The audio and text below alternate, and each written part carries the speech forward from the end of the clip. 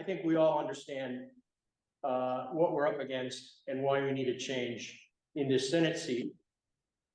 But additionally, because of resignations, we now have 2 House seats in Coos County that could be the decider as to who has the majority. One of the seats, those of you from Coos know this, one of the seats based in central, Lancaster's the big town, is clearly a typically more Republican leaning district. The district in Gorham is typically more of a Democratic leaning district. However, I think as we've demonstrated, Democrats have now won 7 of the last 8 special elections in the last 2 years. And we've done it with a lot of hard work and a lot of knocking on doors. And I think we got a real chance maybe to steal a seat in Lancaster with a lot of work, keep the seat in Gorham, and walk away with a 2-seat majority, make Matt Wilhelm the new speaker, and begin to change the direction of this state immediately, or at least at the beginning of the 2024 session. Without further ado, I want to introduce Steve Marchand. Many of you may know him. Steve is a former gubernatorial candidate, former campaign manager. I think Steve and I met back in the Stone Age. Way back. Yeah, working on a campaign together. So we've known each other a long time. I was an English major, so I try not to do math in public, even though I play with math on elections. Steve actually knows what he's doing with numbers and manipulating numbers. And we did a program with Steve a month ago. Maybe a little more. Maybe a little more, yeah. 6 weeks ago. Focused on House races in Grafton. For those of you who had an opportunity to see it. Tonight, obviously, our focus is on Senate District 1, but obviously, we've got the House in mind as well. So Steve now runs a political action committee called Move the Goalpost, which not only provides great analysis for Democratic Party candidates, but also, as the numbers will show, but also provides resources and support. So movethegoalpost.com. Movethegoalpostnh. Movethegoalpostnh.com. So if you're so inclined and you've maxed out to the state party and maxed out to Northern Grafton Democrats and maxed out to everybody else, go to Steve's website and think about a contribution for him. And with that, I will shut up. I'll repeat questions when we get to the Q&A part here. So, Steve, all right, take it away. Thank you, Tom. Okay, first, can folks over Zoom hear me okay if I stand where I'm standing right now? Yes. Great, and hopefully you all here in person can. It should be easier, right? Okay, great. All right. And Ann needs to have you be assign the host over to you. Oh, so is there anything? Are we good? I will need to go to the shared screen. That's probably the easiest way. Oh, I see. Yeah, so Ann, you need to make Deb Bassett the host. Okay, hang on. Let me find her. I see. Okay, thank you. And I'll get going in the meantime.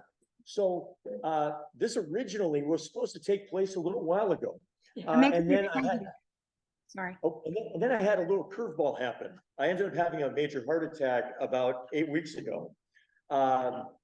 Turns out I run a lot, I eat pretty well, and it doesn't really matter if your genetics are poor. They said I have a runner's heart and my mother's arteries. But I'm very fortunate. And by the way, I went to the ER because I thought I had really bad indigestion. And they said, actually, you're really close to having the big one. And they're like, you already did have a big one, 2 minor and 1 major. So my PSA on that, and then we'll talk politics the rest of the evening. Regardless of your age or fitness, but particularly if you have family history on either side as it relates to cardio, if you feel something that is not comfortable, I'm urging you on a personal level, go get it checked out. The worst thing is they'll say it was not a heart-related issue and you will go home. If I had not gone in, they told me I would have died within 48 hours. So please do that, okay? That is the takeaway. If you want to contribute to Move the Goalpost NH, awesome. The money goes to the candidates. 93% of the money we raise goes directly to candidates. But if you do that, I will also accept that as a contribution. Please take care of yourself. We need you, especially given that we're going to be taking back this Senate seat, holding a special election COAS House seat, and then flipping a COAS House seat in the next several months. So it's going to get really busy with critically important work in this part of the state. Okay, so I've got this presentation. I am a data hound. And so what a lot of tonight is please feel free to stop me, and we'll try to messages as well on the Zoom. If there's something that I'm not articulating clearly, it seems confusing in what may be at times a bit of a blizzard of numbers, but they're really important because I think we need to understand the context of what just happened in the most recent election in the communities that make up State Senate 1. And also what some of the trend lines are. And I think that's probably one of the most important things that we don't typically look at. We tend to look backward, but we don't use that information to project forward. And there's almost 20 years of work that I've been doing on this stuff that makes a lot of this highly predictable. These are patterns. It's one of the good things about having 400 state reps. We have an immense amount of data for a small state over 20 years that show patterns that are highly predictive going forward. So let's see, as soon as we can get this slide, let's see if this works, and then maybe maximize the window as possible. Use maximize window here, but that's not the Let's see. degree that. Okay, there we go. What needs to go to the, Yeah, that's all right. That's okay, as long as it'll work to scroll forward. Why don't we go to the next slide and see if that works? Let's see here. Let's see. Technology knows when it works. And for all of us, it doesn't work sometimes. It works for you sometimes. Yeah. Okay, there we go. All right. Good. So just briefly, the layout for this evening. Number one is an overview of the methodology that is used. I think it's really important so you understand what these numbers mean, and a quick analysis of what happened in 2022 using that methodology. The second is, what are the trend lines that are taking us into 2024 and beyond? This will apply at the local level, at the precinct, the town level, and obviously we build that up into the state Senate district, and then we'll have a discussion and Q&A, but you don't have to wait until the end. If you have a burning question that's hot on the slide you see, feel free, and we'll do it that way. So let's go to the next slide.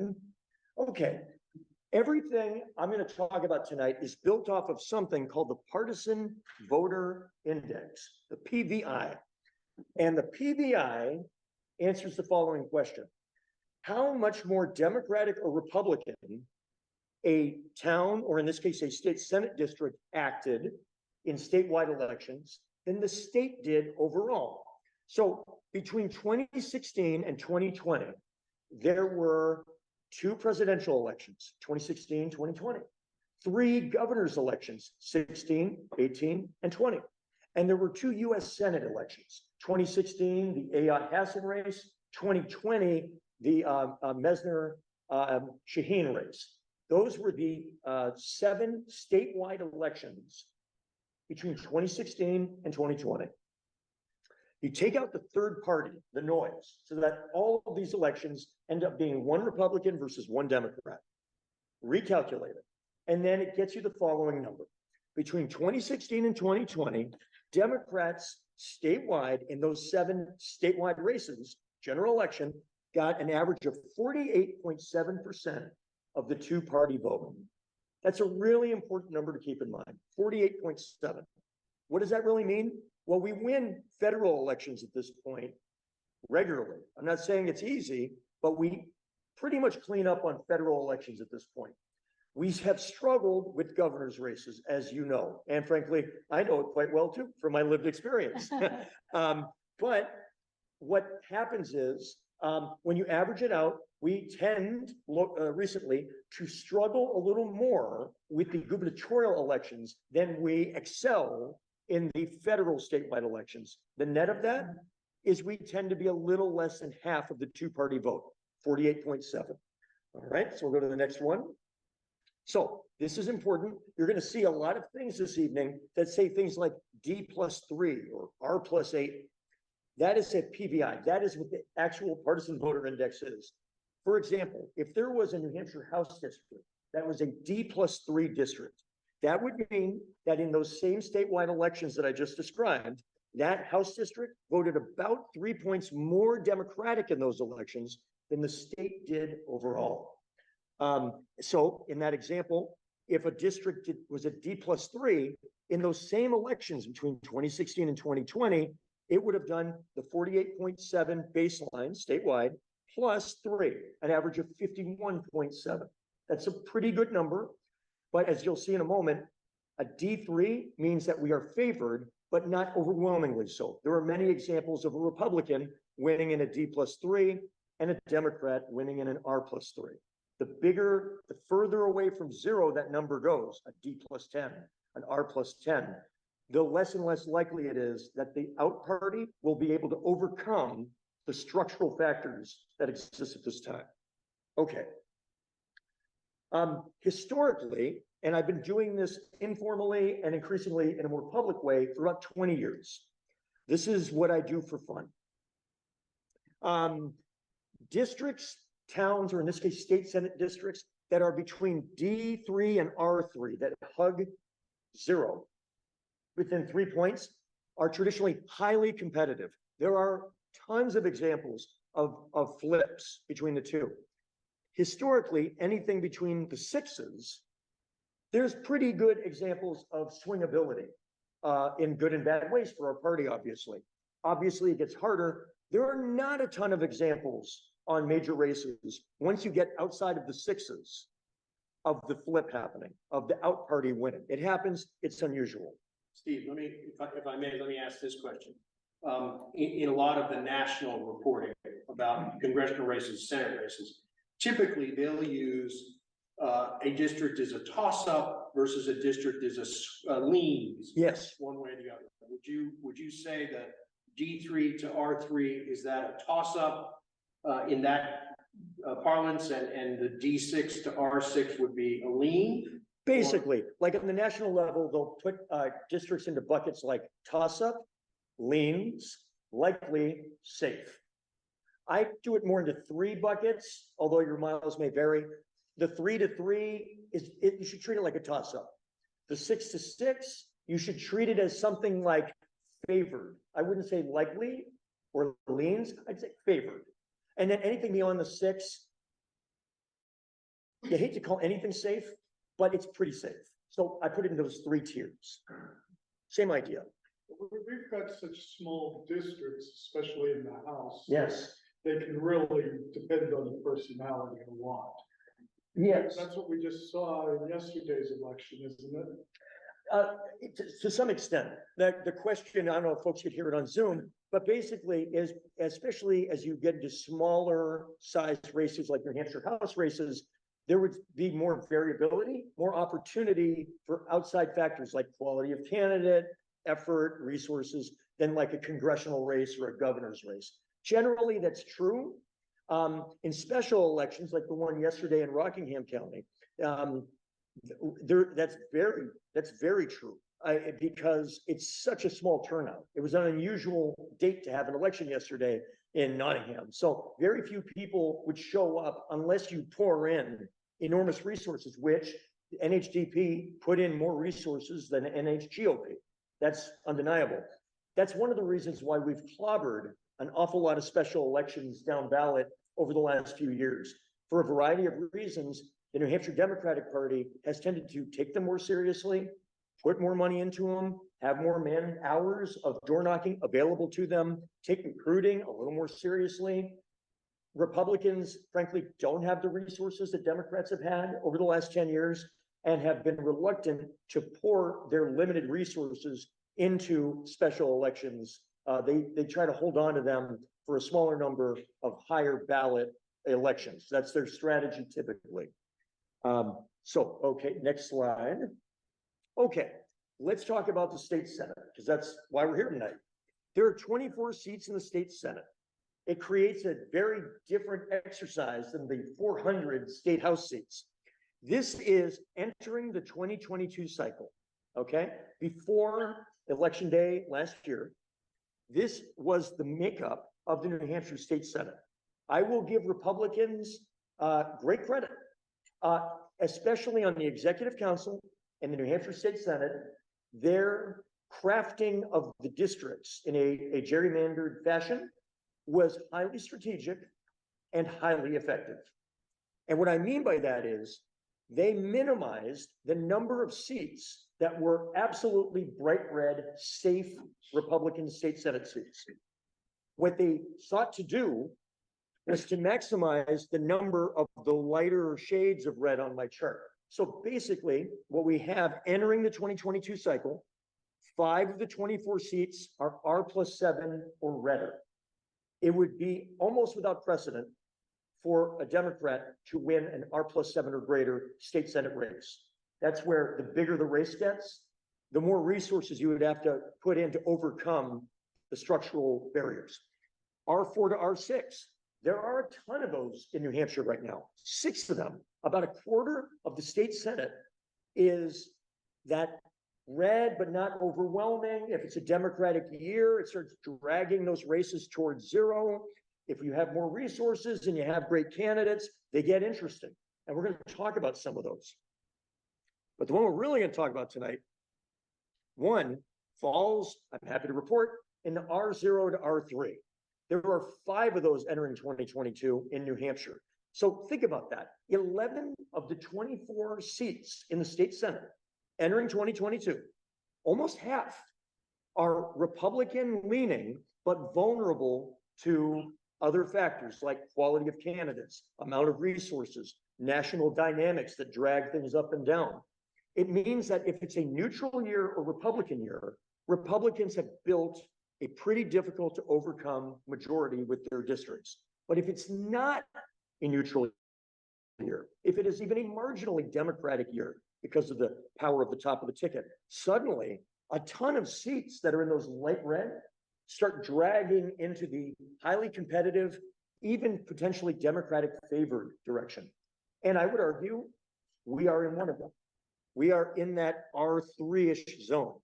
You can see what the Democrats have, D7 or greater, we have 6 of them. They're the ones you think they are. They're the ones that center in Concord, Keene, Hanover, Portsmouth, the most Democratic part of Manchester. You get the idea.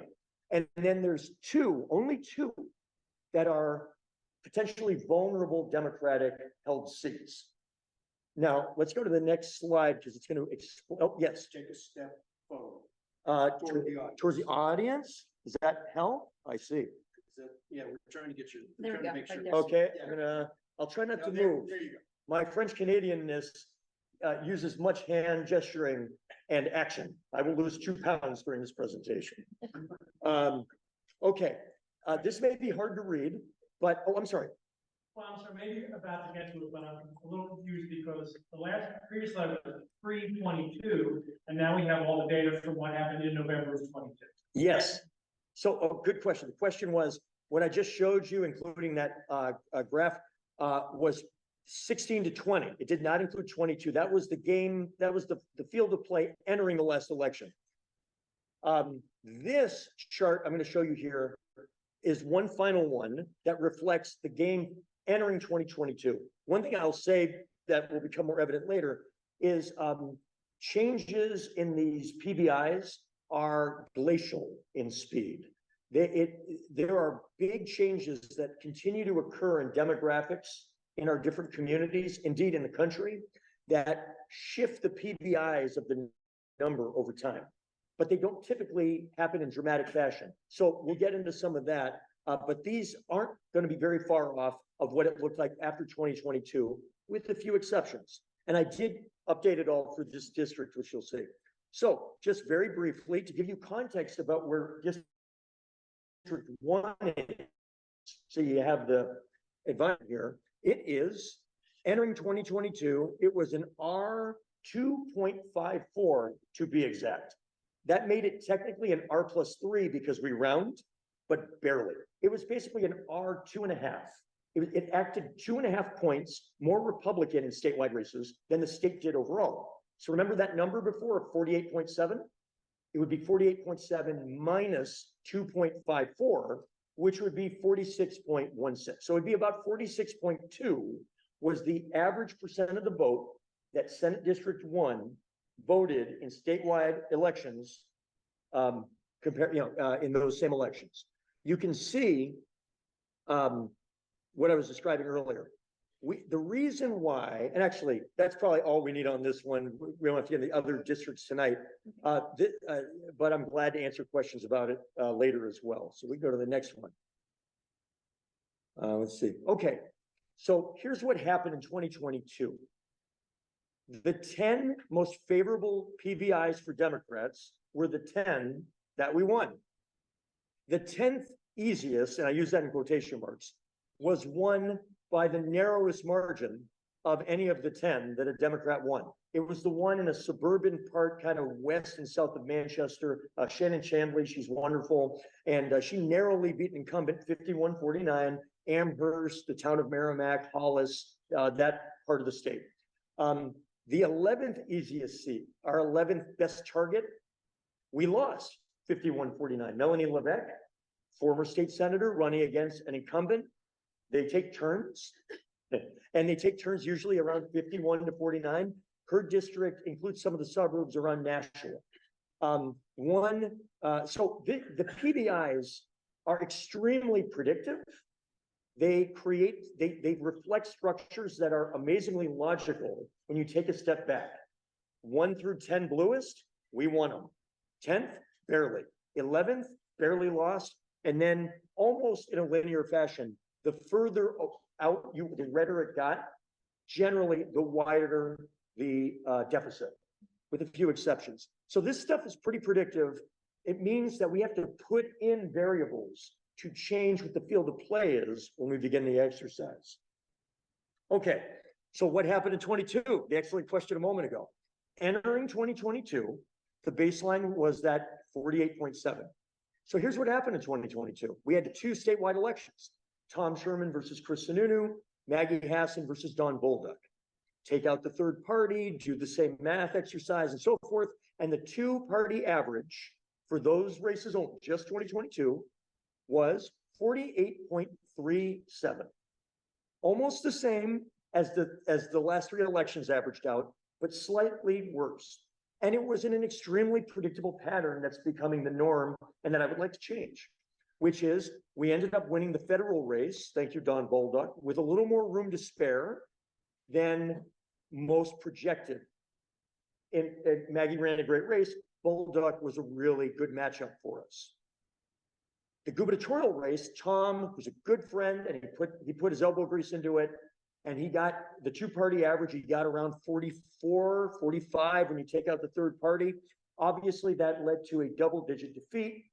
And like we've seen in recent years, the gap in our gubernatorial race was slightly wider than our successful gap in our federal race. When you put it together, 48.37.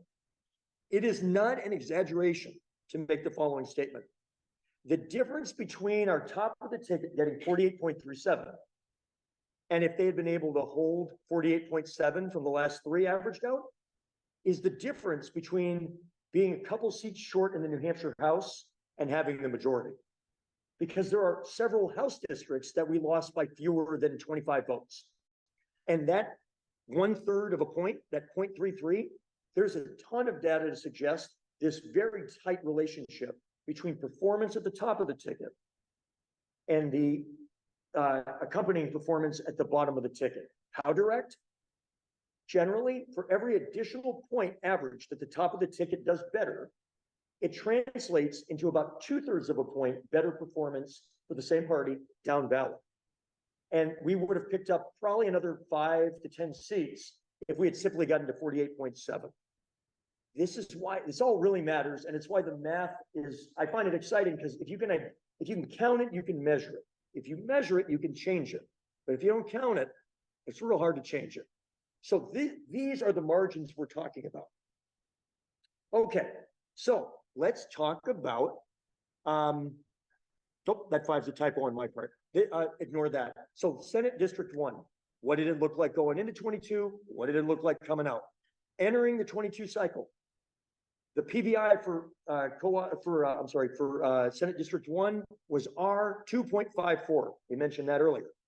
It moved to R 3.1 when you average in 2022 and recalculate the formula. It moved a little less than 0.6 of a point in a Republican direction.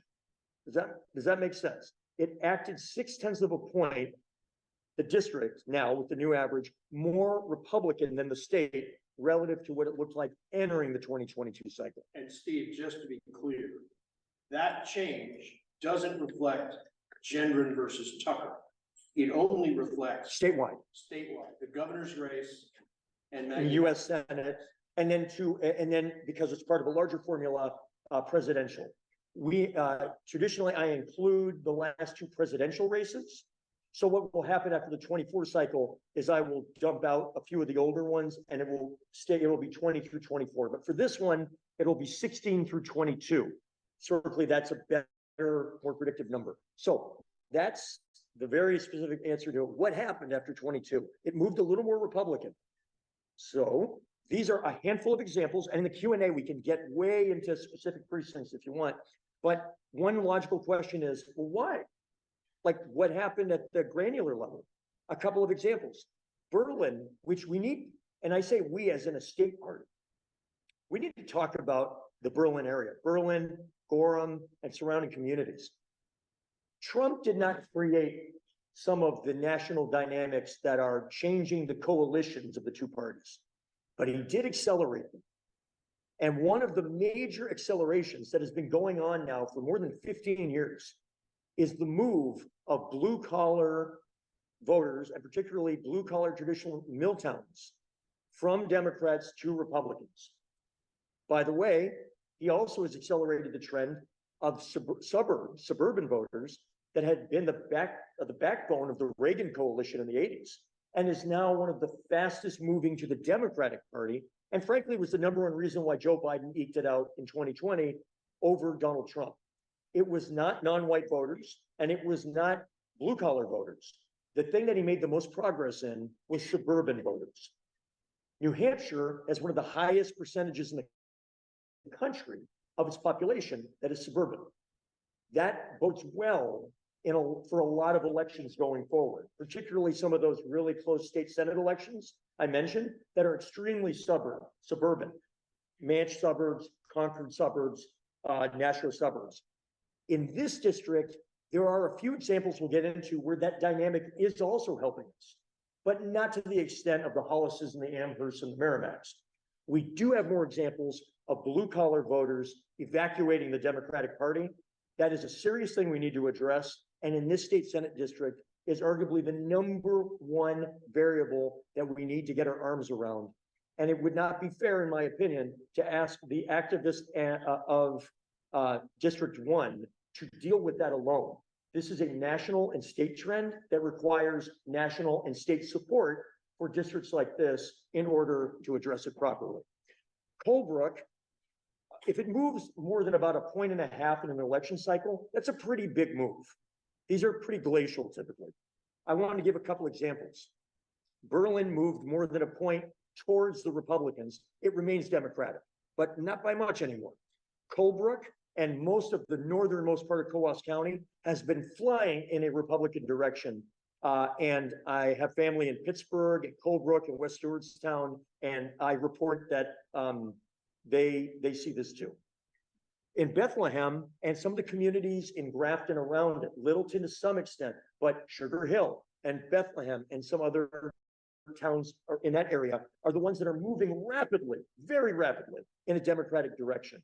There are elements of the gentrification of the suburbs and their reaction to the Trump Republican Party, so they run away, that are occurring as well in that part of Grafton County. And then Littleton, that's not a typo. It literally did not move 1/100th of a point between in 2022. It was flat. Now, I don't know how that makes you feel. I actually look at the communities. If I would have predicted, Littleton, and you guys know this better than I do, so push back. But my perspective, I've spent some time here and evaluating it. Littleton is kind of in an interesting place. It increasingly has some of the elements of the fast bluifying part of northern Grafton County, but it also retains some of the elements of the fast redifying Coos County. There's a collision occurring there. In the long run, I feel good about Littleton moving more like the way Bethlehem, Sugar Hill, and other communities are, rather than say northern Coos County. But at the moment, it seems to be at the eye of that collision. Okay. There's 100 ways to slice this, but and we can take a few minutes on this, and I'm glad to read some of the numbers off. The folks on Zoom have the advantage now because they have the screen at their face. This is the first of 3 screens. I rank them by the size of a percentage of the district made up by that town. So Berlin is the single biggest precinct in District 1. Littleton is the second biggest, and then it drops pretty quick. Half the district lives in about 7 towns in District 1. So a very small number of communities make up a very large percentage. Sorry about that. So you can see, so very briefly, the first column is how much of the district does this town make up? The second, what was the PVI entering 2022? The next, what was the PVI just in 2022? How did that town act just in 2022?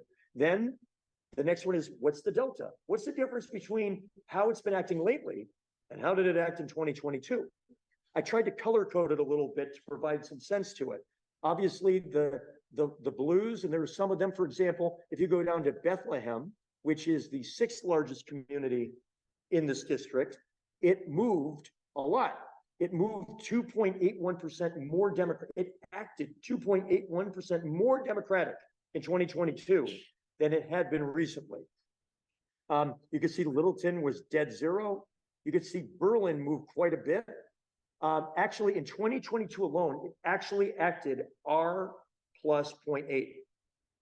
That is the first time that I have been doing this, that Berlin in a specific election cycle acted more Republican in statewide elections than the state overall. There is a trend line moving, but it remains Democratic enough that Berlin on balance, it remains net Democratic acting. Then what I did is I took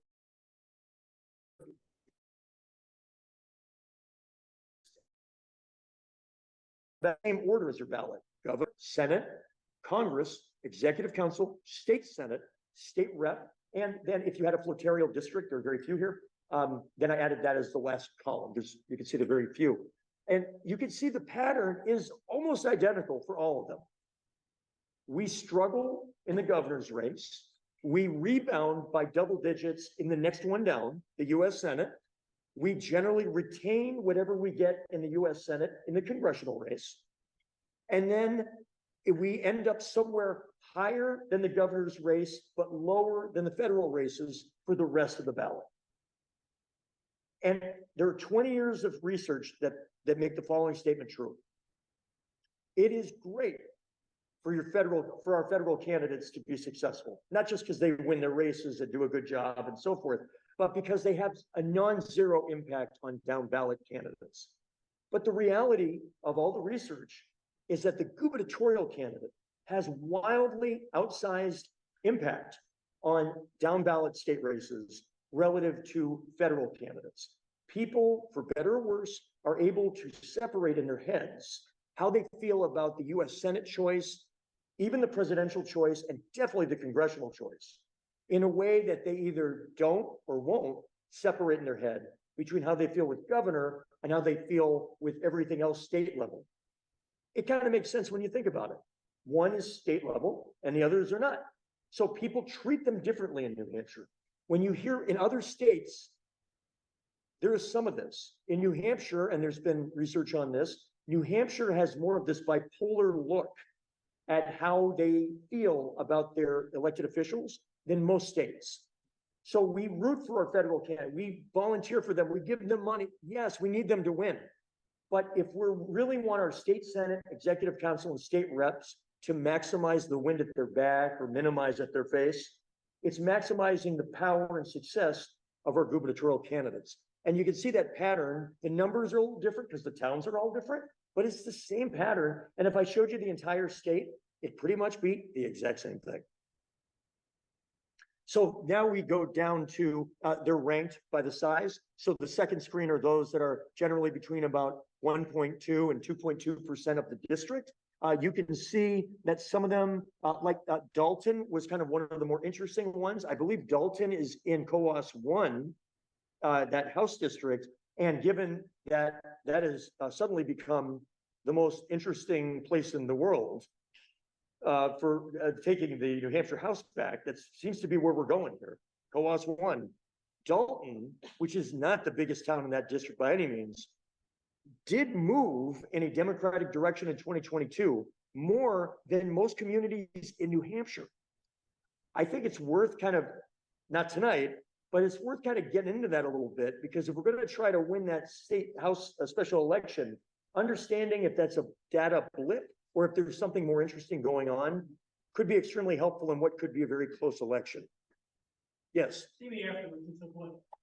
I'm sorry. See me afterwards, it's a blip. Okay. See me after. It's just a blip. Okay. Which Could continue. The problem when you see a data point that is not like what you expected is that you can't tell immediately whether or not it's the beginning of a trend line or if it's an anomaly. And sometimes it's, well, this is part of why I like going to location. This is what we learned. You can see Sugar Hill acted 4.45% more Democratic in 2022 than its average going into it. That is one of the largest numbers in this category of any community in New Hampshire. I cannot overstate how much. It is not the largest part of the state Senate district, but it is moving in some communities so quickly in a Democratic direction that it may be able to counteract Republican moves in other parts of the district, which we can get into in a moment. All right, we got one more screen along these lines, and these are some of the smallest ones. Let's see. Oh, if you can, go again. Not yet. Not yet. Let's see. You can move that. Let's see here. It's going so well. Oh, there we go. Sorry about Okay, that's okay. These are all all of the communities in State Senate District 1 that had at least a voter, because unlike most places, we have some precincts with no votes, and under 1%. You can see these are generally very rural. They are not making big dents in the total. Some of them are some of the hardest moving to the right small towns in New Hampshire. Several of them are in the northernmost parts of Coos County. You can see there's a couple of them in Grafton. Easton is an interesting one that is extremely Democratic and continues to move in an extremely Democratic way. Let's see here if there's any others.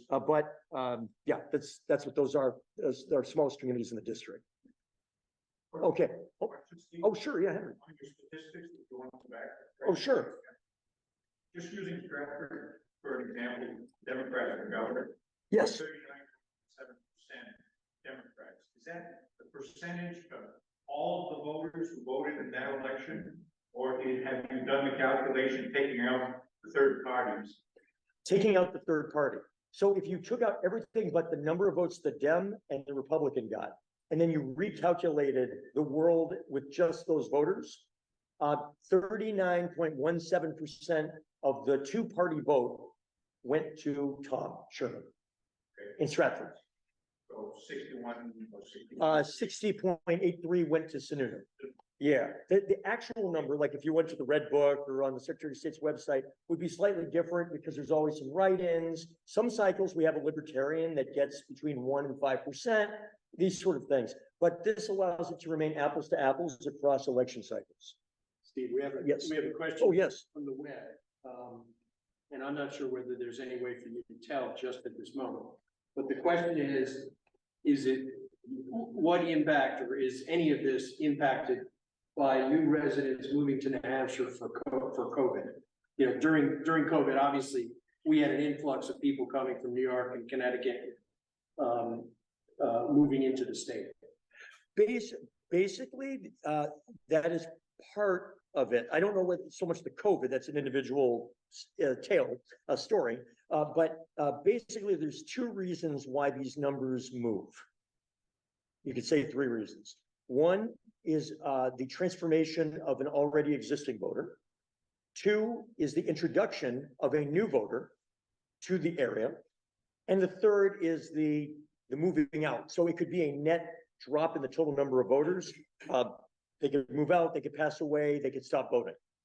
What we generally find is it used to be for many decades that the number one predictor, if I didn't know anything about a voter, the number one predictor of how they would vote in the two-party system would be their race. If I knew that, it was the best way to take a guess. I didn't have to know their name, anything. That is no longer true. It is educational attainment.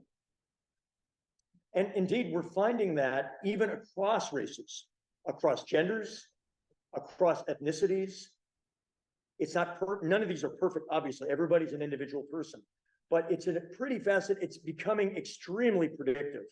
And so what that means is, and of course, there is a tight correlation between educational attainment and income. It's not perfect, but it is correlated. And so what you see, generally speaking, is when you see a home that is purchased for above the median home value of a community.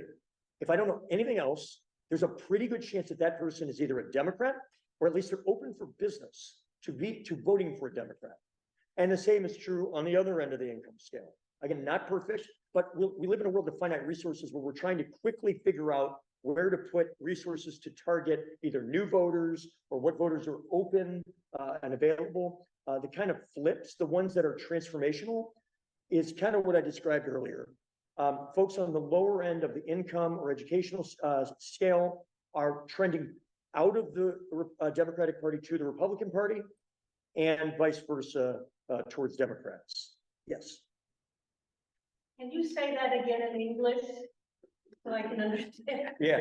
The part about the market value of a home. Yeah. So like basically, if there are signs that somebody's doing well financially, if they got money, there's a pretty good chance they either are a Democrat or are open to becoming a Democrat. It is. Now everybody's got I mean, I could come up with examples too where that's not true. So I'm not saying it's 100%. I'm not even saying it's 80%. Am I saying it's 65%? Yeah, I'm probably saying it's like 65%. And in the world of politics, as an operative, if I tell you I've got a bucket of people and I don't know anything about them, and in order to find out a lot of things about them, I'm gonna have to spend a lot of time or a lot of money, or both.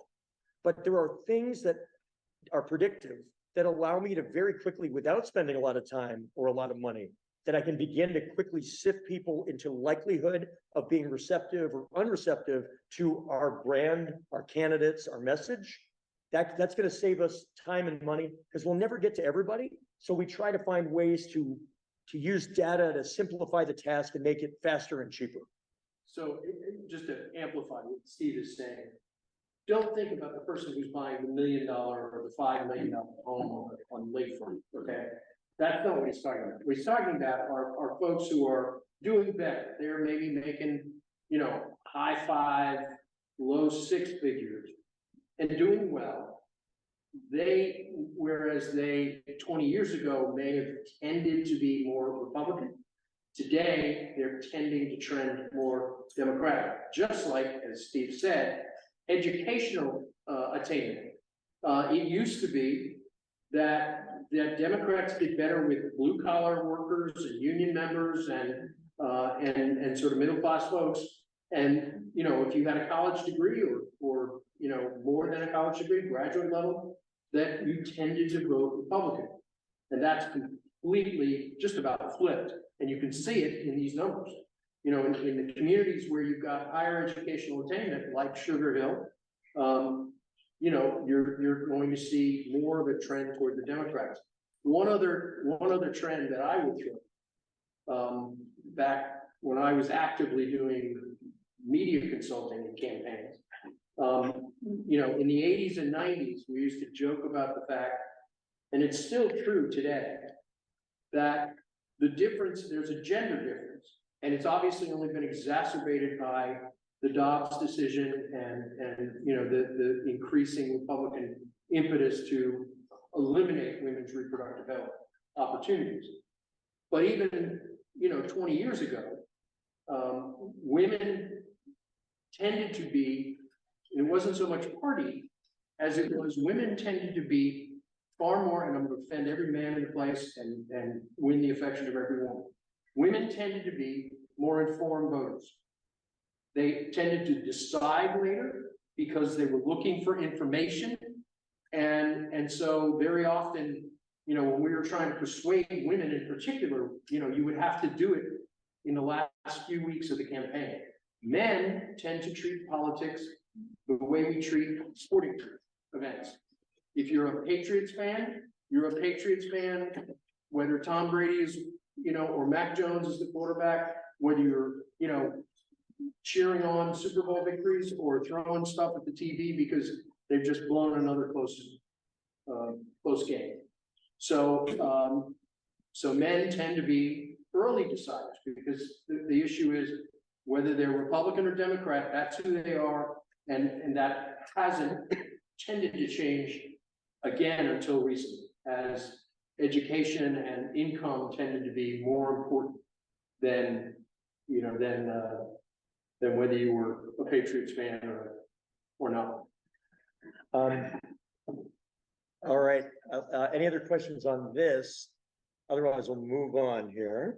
Okay, this we pretty much already touched on, except for the first bullet point. Another trend in this particular state Senate district that is occurring is that the proportion of the district that is in Coos versus Grafton continues to move towards 50-50.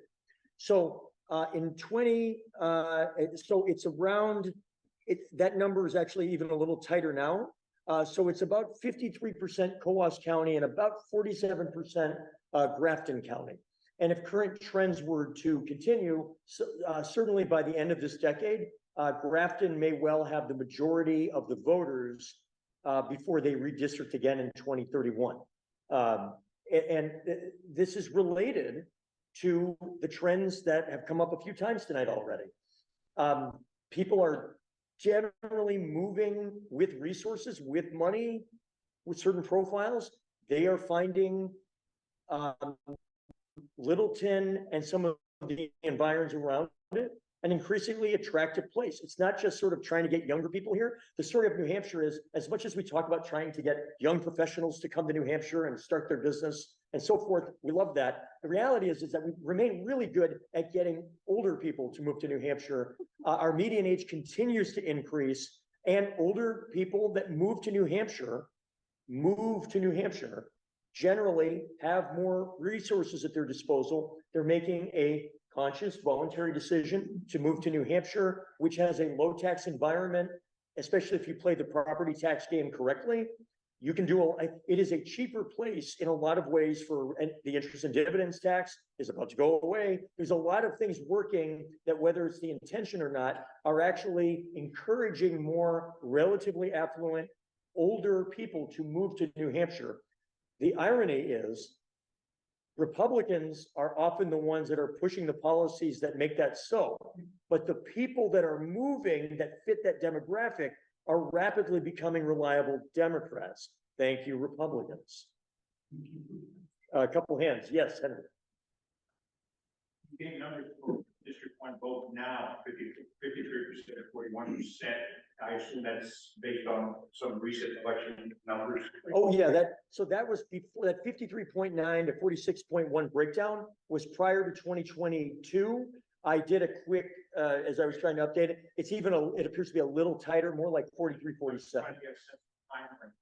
changes occurred? That was the 2020, and the reason I'm still using 2020 for a lot of the raw numbers as proportion is because that was a presidential year and will better reflect the proportions, if not the exact numbers, of 2024 because it's another presidential year.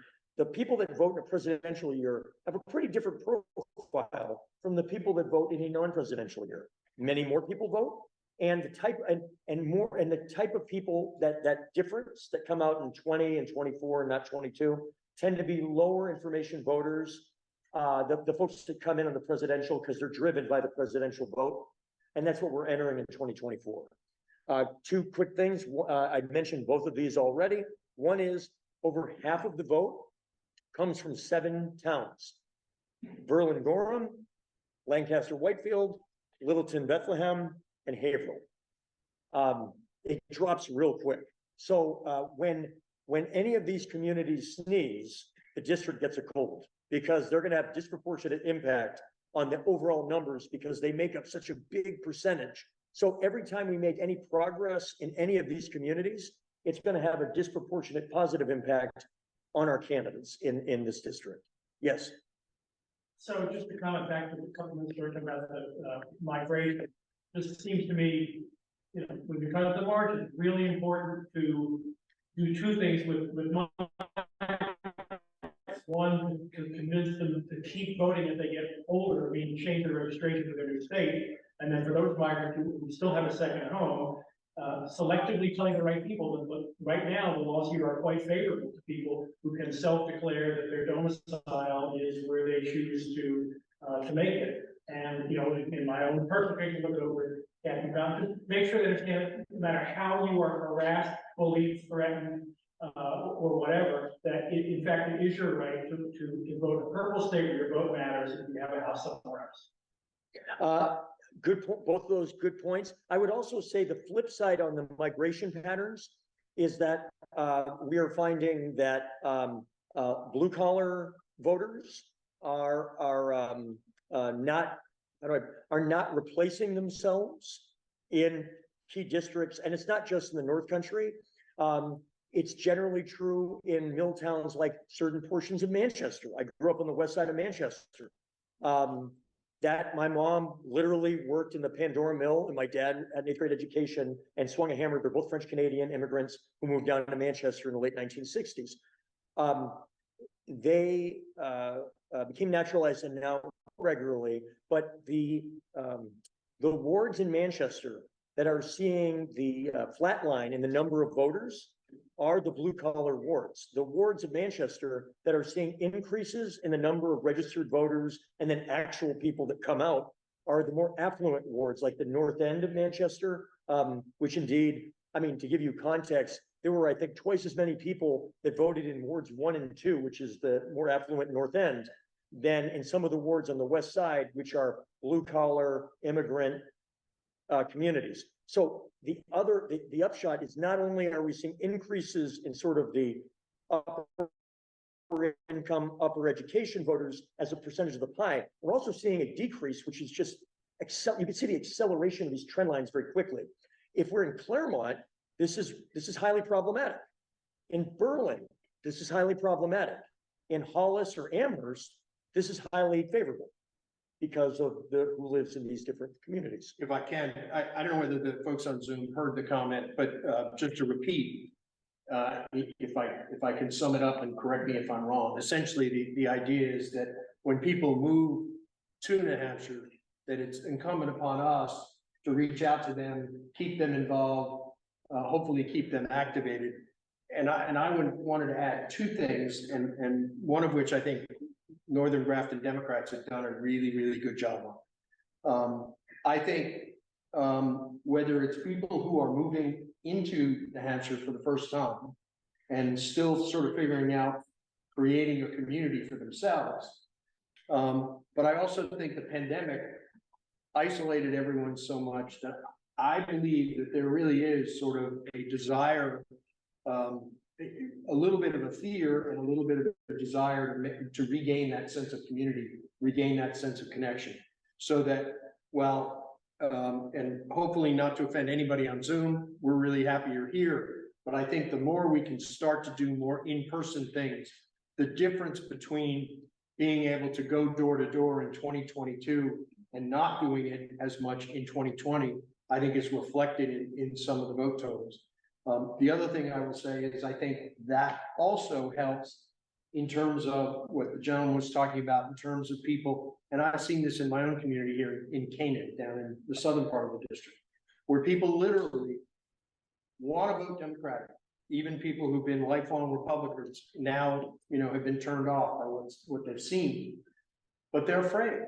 Honestly, I had a gentleman who's, a good neighbor, well-educated, well-to-do, and he had told me privately that he was going to vote Democratic. He'd never voted Democratic in his life.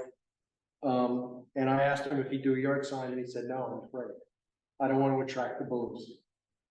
So I think the more we can help people create that sense of community, particularly in those communities, those smaller communities that may be redder, to let folks know, hey, if you're a Democrat in Lancaster or a Democrat in Pittsburgh, it's nice to know that you're not the only one. You're not the lone pine tree.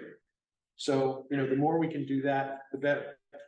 Last thing that I wanted to say, Paul Robitaille on Zoom made the point, and I think he's exactly correct, and you can see this here, and you can see it in the difference between Lebanon and Claremont, the interstate. 93 makes it easy for people in Littleton and the surrounding communities, not so much for folks in Berlin or Lancaster.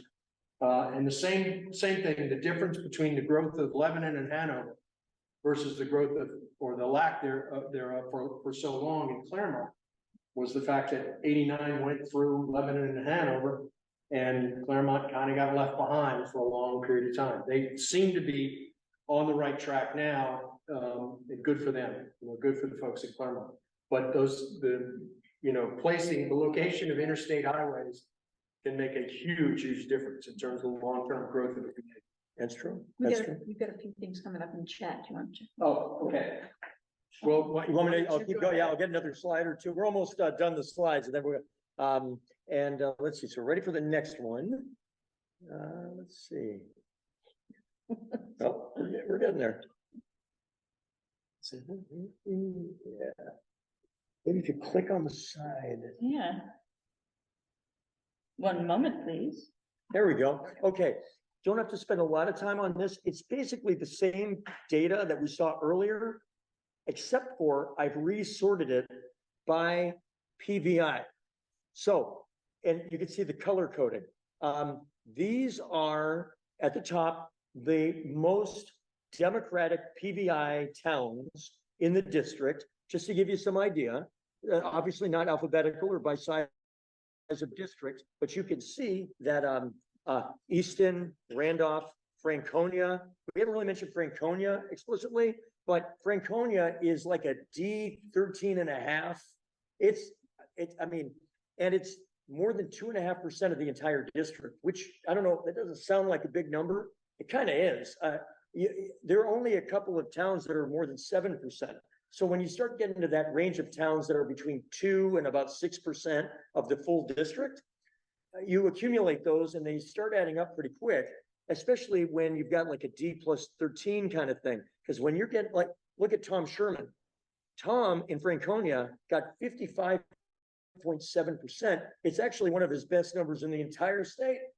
And then you could see that the US Senate was about 12 points more than that. So one thing that is true about all this is the trend lines are almost always the same. It's just a matter of like what partisan line they're starting from. And in that case, it's not that Tom did well in Franconia, and so Hassan did the same. She also moved up about 12 points. So these are really important towns for us, and you can see that down ballot the impact in these really Democratic towns that like Randolph, which is a D+16, the second most Democratic PVI in the entire district. Tom gets 56%. You can see the federal candidates breaking 70%.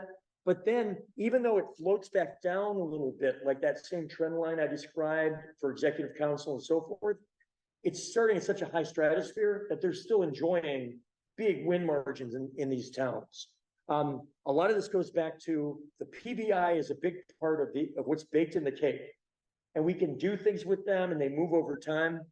But one of the things in all the communities up here, I've spent time with Joyce and Cindy, two strong gubernatorial candidates. I do not have a favorite.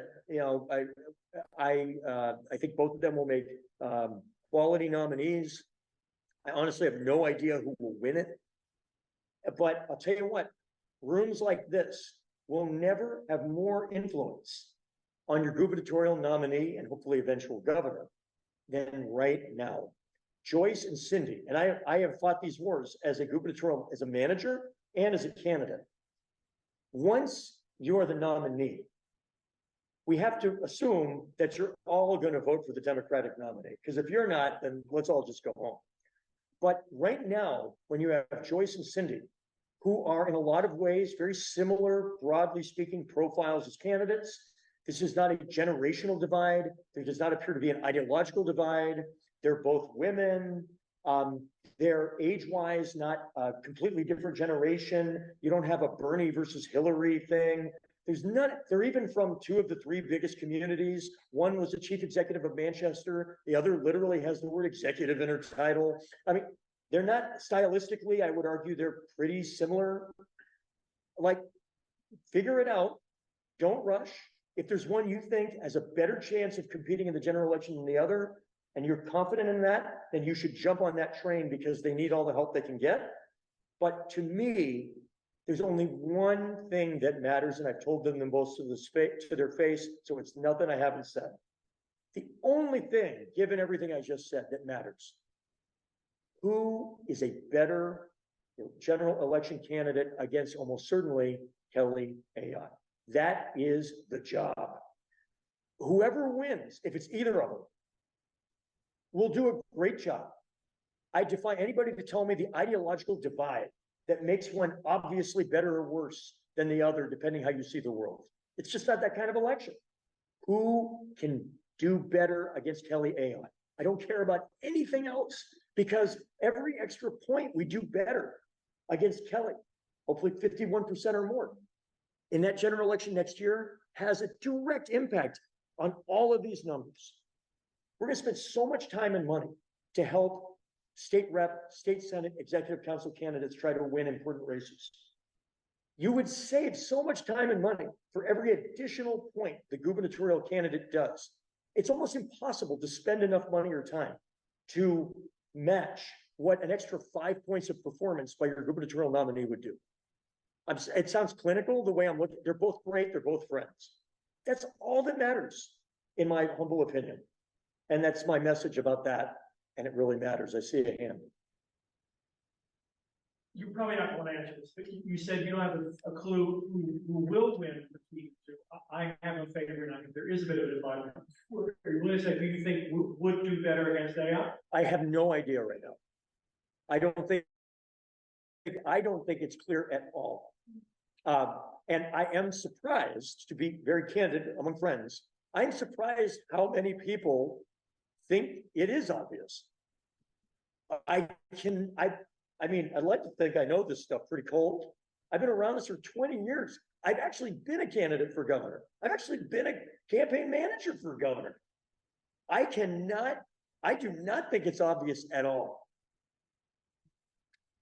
I was just going to say, I think as someone who was an operative as well and worked for a governor on a campaign, not in Hampshire, I think both candidates have some obvious flaws that I think Kelly is already jumping on, sort of the typical, the rest of New Hampshire antipathy towards Manchester. And so, the mayor's got that issue. Cindy has her own problems, but I think both of them also have an incredible amount of positives to offer. And I agree with Steve. I'm not taking a position since I'm vice chair of the candidate party. I want to support whoever the nominee is, and do everything I can to support both candidates, in their campaigns. But I've done this a long time too. I don't see the separate, I can't, I could throw a dart. I was just gonna borrow Steve's chart to do one thing. For those of you who wonder on election day, as you're watching TV, how are they calling this race? How do they know so early? And one of the things they do is, if you look at Franconia, remember what Steve said. So 16 to 20, the Democratic average was 48.7. Franconia is a plus 1406. So add 14 and 48, you get to 62, right? And here's Tom Sherman coming in at 55.7. So whether you're in New Hampshire or you're working for NBC News nationally, you're going to have places like Franconia picked out. You're going to have, in a national race, you're going to have literally dozens on a computer screen. Saying, is the candidate running ahead of Democratic performance or behind Democratic performance? And how close is it? And that's what they use when they're making their calls. So if the polls close at 7 o'clock and somebody at 7:30 is making a call saying, Chris Sununu is going to beat Tom Sherman, one of the things they were looking at was probably, if not Franconia, a town very slightly. Okay, if you're right, we'll go to the next slide. Got a couple slides left. Okay, in some ways, this is a summary of sorts of like so now what?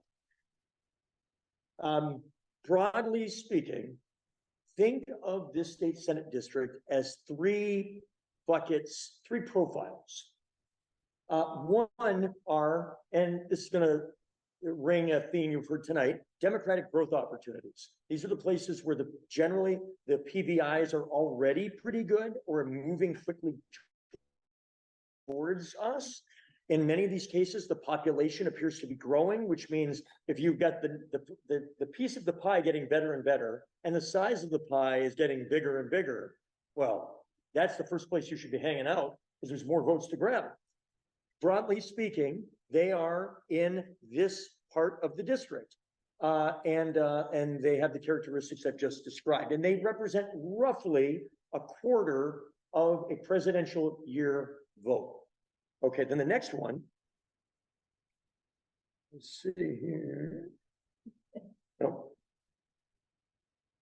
What's going on? Yeah, it's finicky at times here.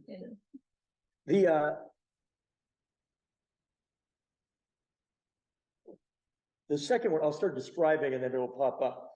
The second are ones that I would describe as very much in play, but generally trends that we need to arrest or reverse because they're moving in the wrong direction, even if they continue to be in oh, here we go. Okay, and again, we've touched on a lot of these. It's certain parts of Coos County. It's the Berlin-Gorham area, and then it's sort of the Whitefield-Lancaster area.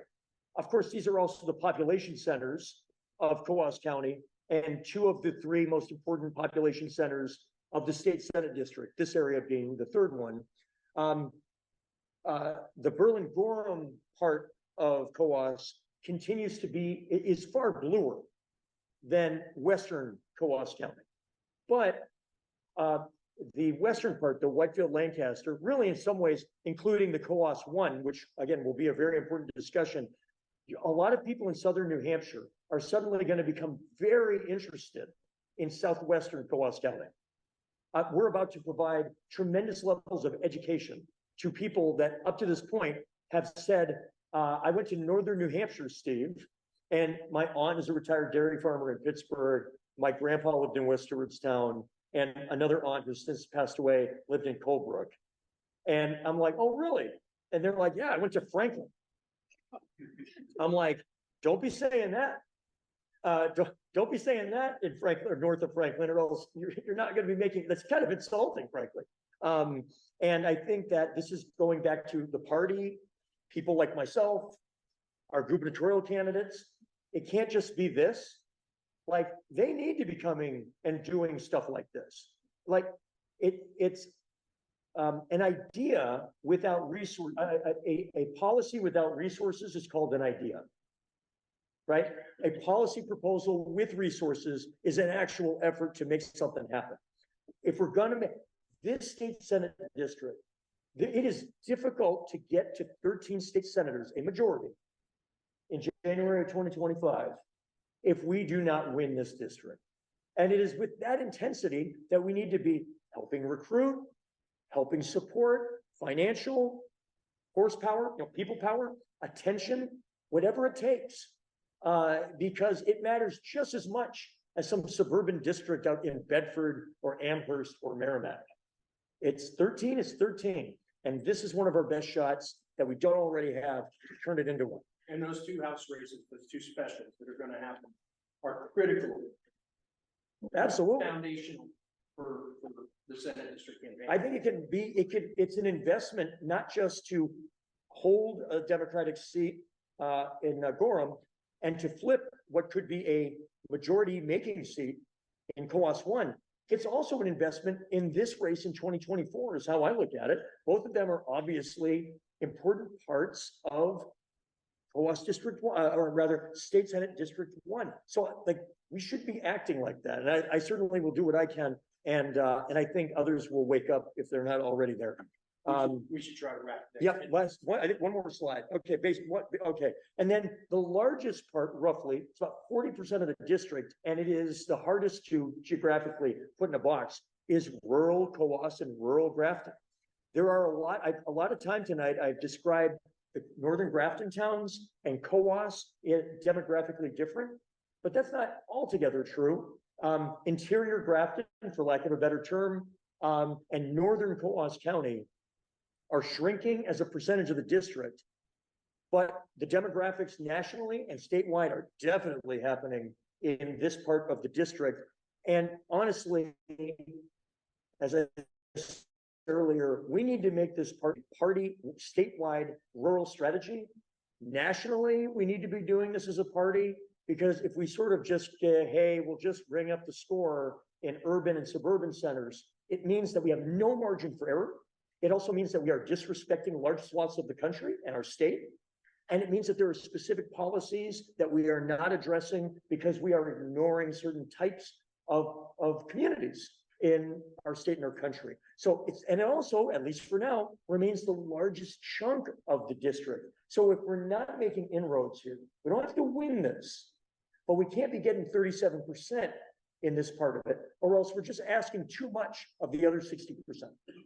I think I got one more slide. Okay, this is more for discuss. We've already touched on most of this, but questions that I will consider, that here on the ground you should consider, among others. One, how do we maximize gubernatorial presence and connection to the region? That is the key that brings up or down the bottom of the ticket. We need the top of the ticket, the governors, to be truly invested.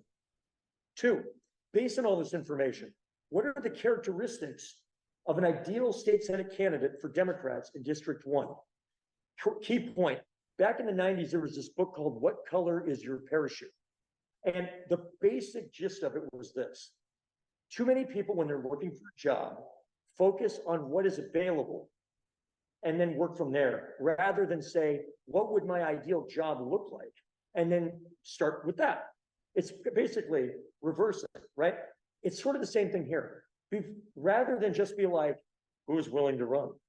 And I'm not suggesting that's what's been going on. I do see that in other parts of the state, it happens. It's hard to recruit, but start, at least when you're doing this in September of the year before the election, start with, what would the ideal candidate, given all this data, look like? Where would that candidate potentially exist? Does anybody have any ideas? I have a line item for coffee, to sit down with people all the time to answer questions like this. Third, what lessons, both to replicate and to improve upon, should be taken from our state Senate efforts in 2022 in this district and maybe others? And the fourth, what resources will be needed in 2024? Here's the fact. Traditionally, of the 24 state Senate districts, the district that has had the lowest percentage of its fundraising come from within said state Senate district has been this one.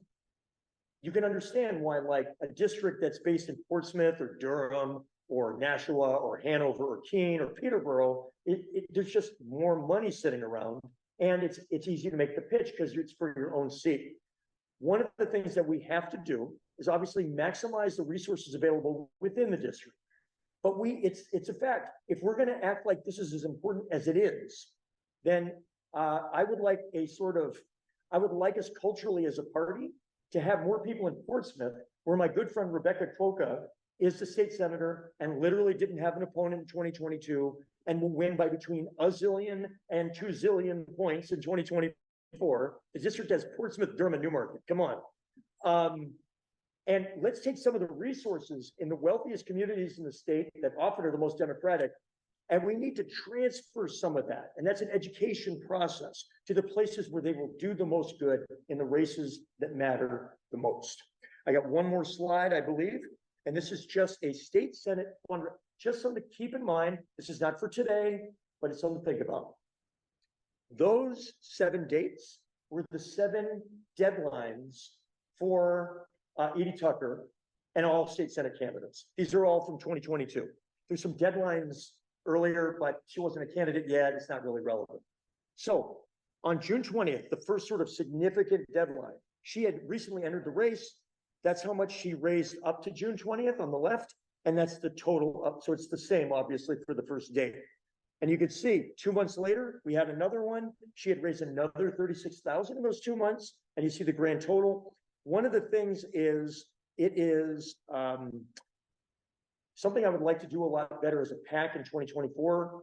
The earlier we can get the money to the targeted candidates, the better their purchasing decisions get to be. It means that they're spending more time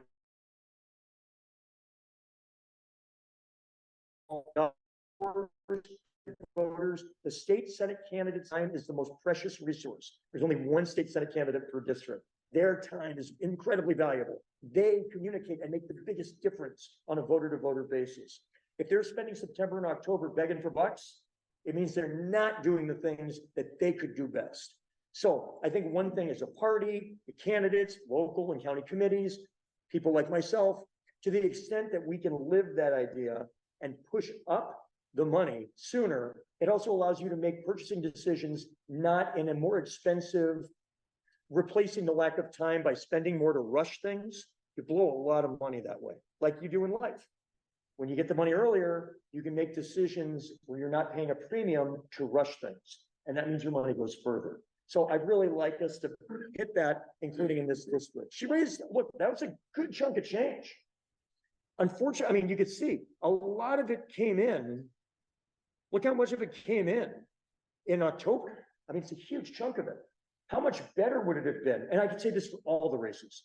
If that 55,000 bucks that came in towards the end, if most of it had come in the summer, a lot more options in October.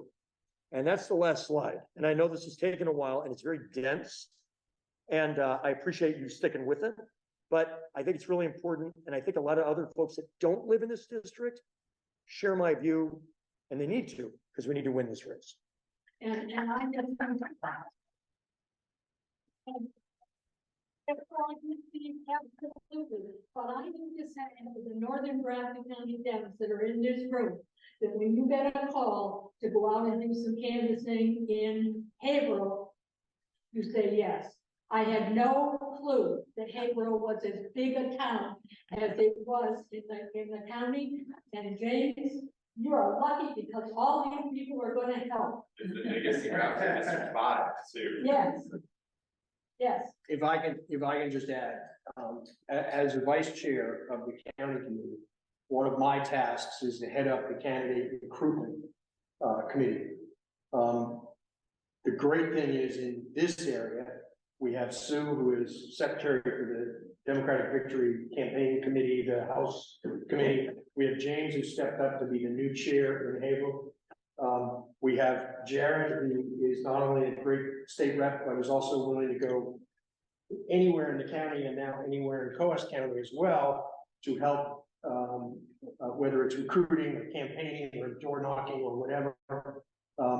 We have a lot of resources. You all know Jordan and what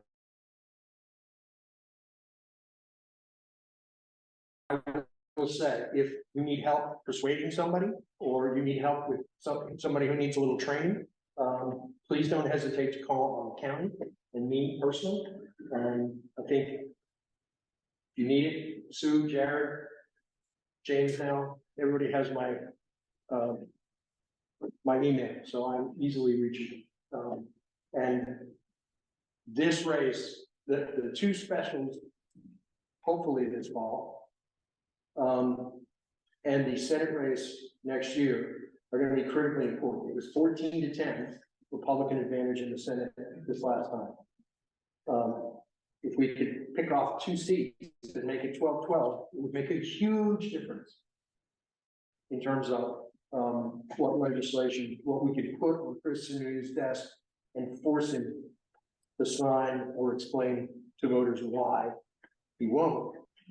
Gives us a leg up in the governor's race in 2024.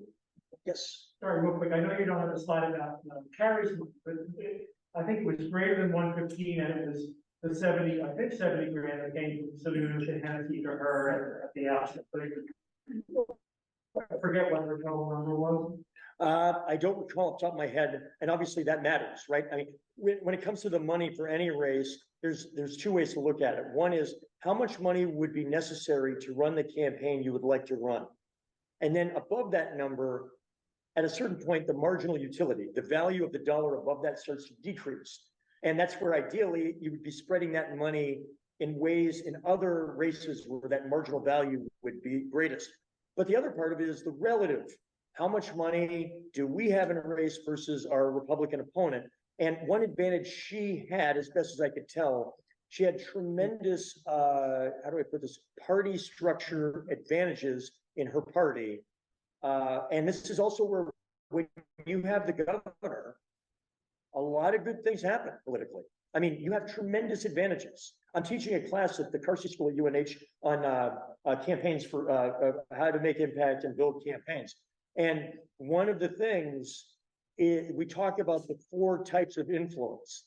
And then traditionally, the #1 most powerful form of influence is called positional influence, because it is so efficient.